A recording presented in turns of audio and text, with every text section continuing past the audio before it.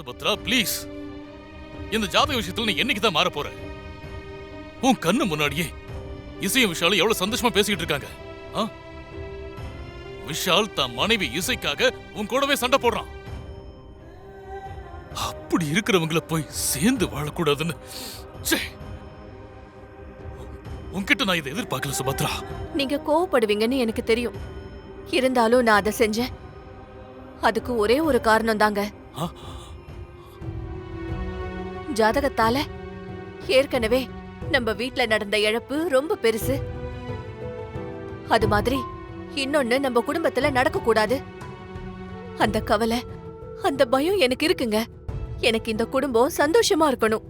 அதுக்காக தான் இசைக்கிட்ட விஷாலோட சேர்ந்து வாழக்கூடாதுன்னு நான் சத்தியம் வாங்கிட்டேன். ஓஹோ, இப்படி ஒரு விஷயம் இருக்கா? சத்தியம் வாங்கிட்டேன். ஆனா அதை நினைச்சு நான் வேதனையும் பட்டேன். அந்த சத்தியம் ஏதோ ஒரு வகையில என் மனசு உறுத்திக்கிட்டே இருந்தது. அதுக்கு ஒரு சின்ன பிராயச்சித்தமா இருக்கட்டும்னு தான் இசைய சேகரோட குழந்தைக்கு பேரு வைக்க சொன்னேன். குழந்தைய கையில வாங்கும்போது இசையோட முகத்துல நீங்க சந்தோஷத்தை பார்க்கணுமே. ஒரு பெரிய புதையல ஒருத்தங்கிட்ட இருந்து பறிச்சுட்டு வெறும் ஒரு சாக்லேட் கொடுத்து சந்தோஷப்படுத்துற மாதிரி இருக்கு நீ சொல்றது. அந்த குழந்தை முகத்தை பார்த்து இசை சந்தோஷப்பட்டதும் எமோஷனல் ஆனதும் உண்மைதான். ஆனா அவ அடி மனசுல தனக்கும் ஒரு குழந்தை வேணுங்கிற ஏக்கம் வந்திருக்குமா இல்லையா? அம்மா, அப்பா. அசோக், அம்மா எப்படி பாருக்க? நல்லா இருக்கம்மா, நீங்க எப்படி இருக்கீங்க?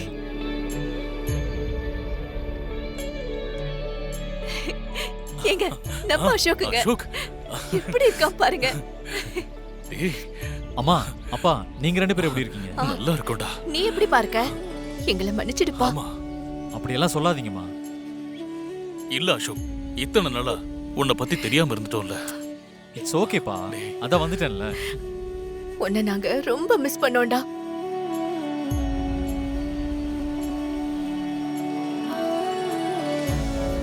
சிந்தாமணி, ஆரத்திய கொடு. ஸ்ரீஜா, இதை கொஞ்சம் பத்தவே.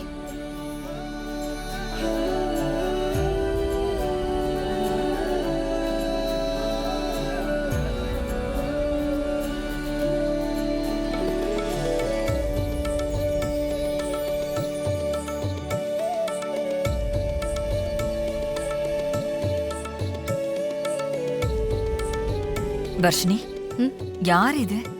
உனக்கு எதுவும் தெரியுமா? எனக்கும் தெரியலம்மா.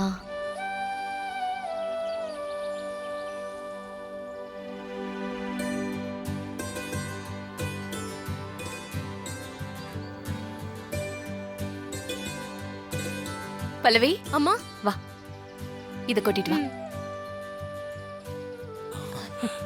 உள்ள வா அசோக், வா. நம்ம வீடுதான். வா. வா அசோக். உள்ள போல வா. பாப்பா,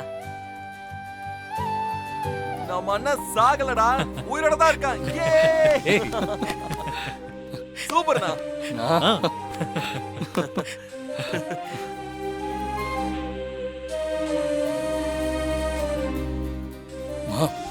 அசோக் உயிரோட இருக்காருன்னு முன்னாடியே சொல்லிருக்கலாம்லம்மா.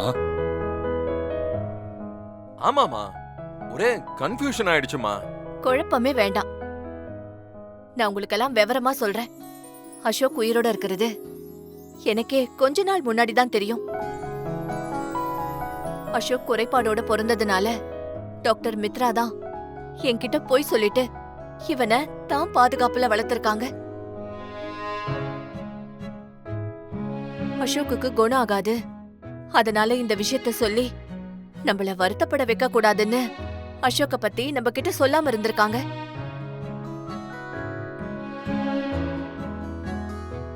ஆனா அவங்களே எதிர்பாராத விதமா அசோக் குணமாகி இருக்கான். இவன் குறைபாடுகள் முழுக்க சரியாகிற வரைக்கும் அவங்க வெயிட் பண்ணிருக்காங்க. அப்படியா? ஆமா. இனி எந்த பிரச்சனையும் இல்லைன்னு முழு நம்பிக்கை வந்த பிறகுதான் இந்த உண்மையை என்கிட்ட சொன்னாங்க. வர்ஷினி, நீ என்னமா சொல்ற? உனக்கு அசோக்க கல்யாணம் பண்ணிக்கிறதுல சம்மதம் தானே?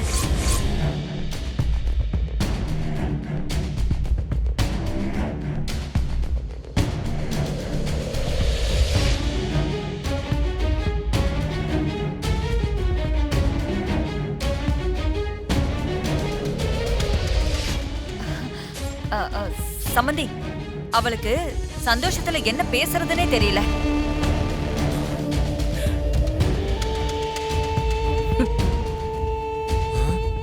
இவ்வளவு நாள் உயிரோட இல்லைன்னு நினைச்சவன் உயிரோட வந்துட்டான்னு சொல்லி சந்தோஷப்படுறதா, இல்ல அவன் வரும்போது அம்மா இப்படி ஒரு பிளானோட இருக்காங்கன்னு வருத்தப்படுறதா?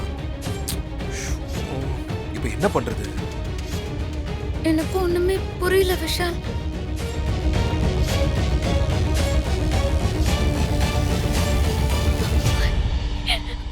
வர்ஷினி, ராகவ், இரு, எங்க போற?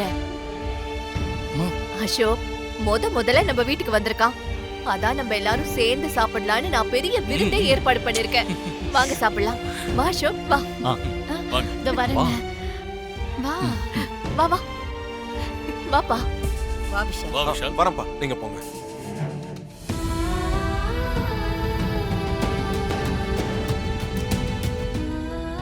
நீ எங்க வீட்டு மருமகன்னு இது நாள் வரைக்கும் அத்தை சொல்லும் போதெல்லாம் ராகவ மனசுல வச்சுதான் சொல்றாங்கன்னு நினைச்சேன்.